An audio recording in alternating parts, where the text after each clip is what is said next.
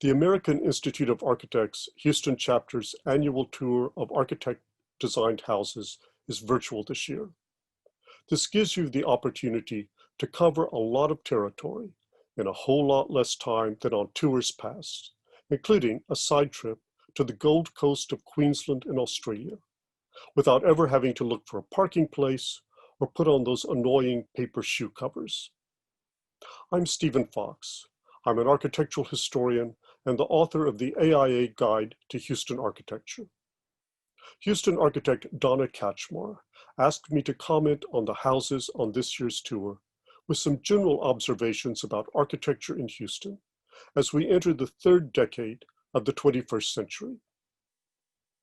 As you'll note, there is a variety of houses on the tour: single-family suburban houses, compact city houses, live-work houses, accessory housing units built in back or side yards, weekend houses in the country, and even micro-units concentrated in affordable apartment complexes. What stands out to me is how responsive each house is to the special circumstances that brought it into being, the owner's expectations, the limitations and possibilities of budget, time, and materials, and how each house relates to its site, setting, and surroundings. What you notice is the absence of attributes that tend to dominate new housing in Houston. The practice of making houses as big and bloated as possible, and layering on every material, roof shape, and decorative trick, because that's what people want, and that's what they'll buy. The emphasis these houses collectively place on economy, sustainability, and a generous, unpretentious embrace of the possibilities of each locale is not just commendable, it's inspiring. I start with architect Gail and Joe Adams' combined house and studio, the Live Work House. The Live Work House is 30 years old. As Joe Adams narrates in the firm's video, it's now primed for visits by a third generation of family members. Making the most of its setting in a neighborhood that has changed radically during the last 3 decades, Adams Architects' Live Work House persuasively demonstrates how fully family life and professional practice can be lived in measured circumstances. Architect Victoria Goldstein of VG Studio produced the tiny house on a sliver lot near the River Oaks Shopping Center. Goldstein uses steel columns and steel trusses embedded in the side walls of the house to hoist the living or work platforms above the single-car carport and construct vistas and spatial arrangements with diagonal slices that perceptually expand your sense of the house's limits. Urban recharge is how Donna Katchmar of Architect Works characterizes the 15-foot wide extension she attached to her narrow 3-story townhouse after she and architect Jonathan Myers married.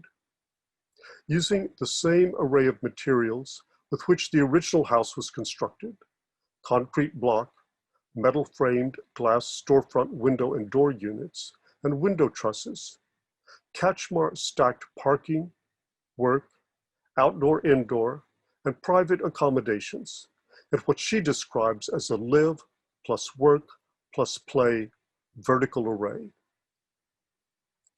Husband and wife architects Rusty and Remy Rushka of Intexure designed and built a house for clients in the West End neighborhood where Donna Katchmar and Jonathan Myers also live, using Intexure's box prefab system of prefabricated units.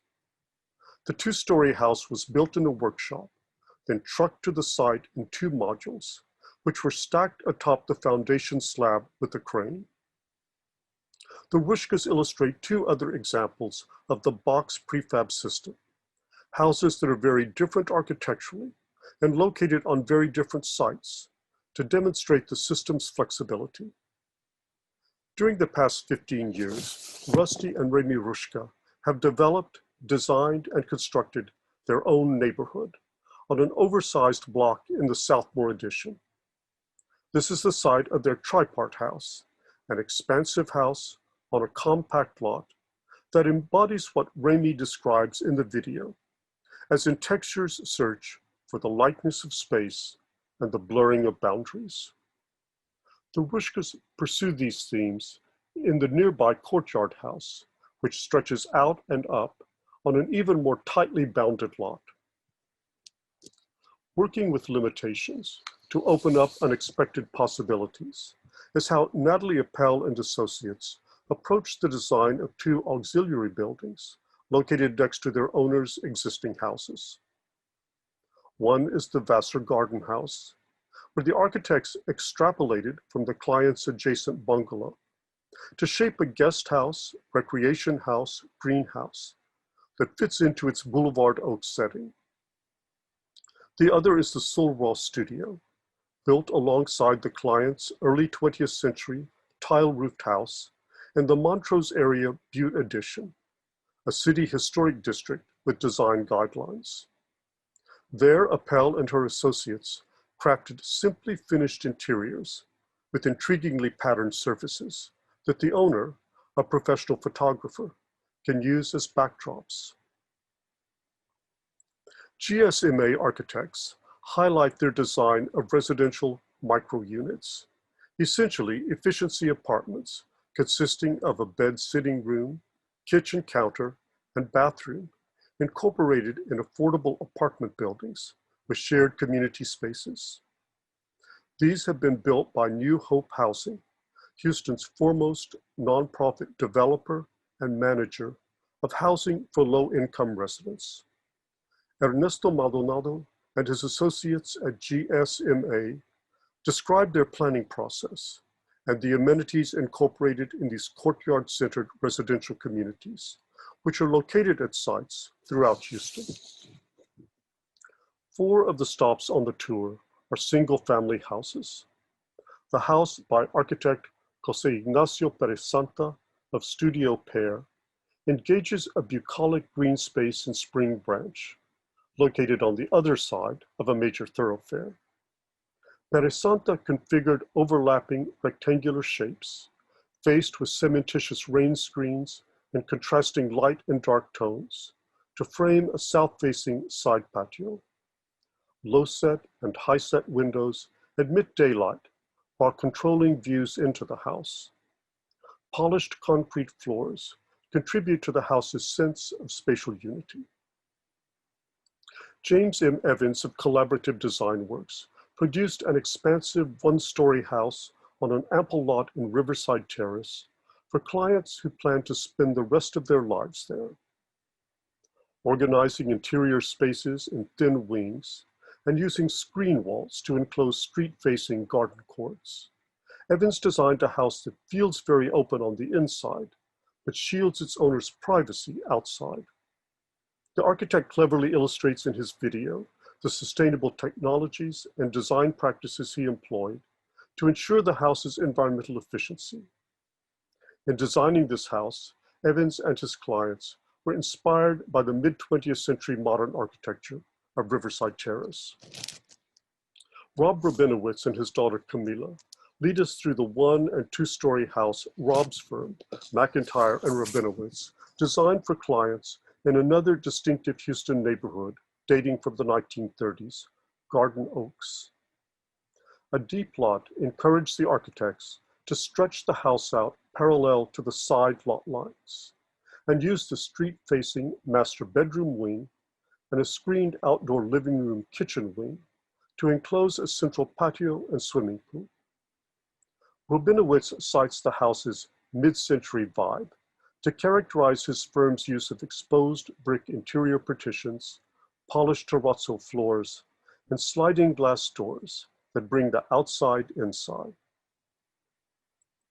Laura Carrera and Andres Uting of Urbano Architects take us to the Kashmir Estate, a hilly neighborhood facing the Coral Sea in Burleigh Heads, Queensland, on the east coast of Australia.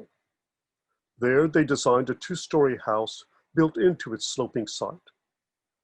Most of the house's living spaces are concentrated on the 2nd floor and are oriented to a swimming pool and grass-carpeted courtyard with views of the sea. Extended roof plates shade glass walls. The house is faced with contrasting planes of polished travertine and vertical wood battens.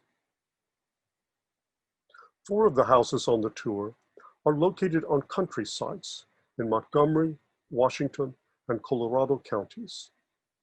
Sean Gottschalk of Studio Met characterizes the Black Oak House, which his firm designed on a back road in Montgomery County, west of the Woodlands, with the word juxtapose.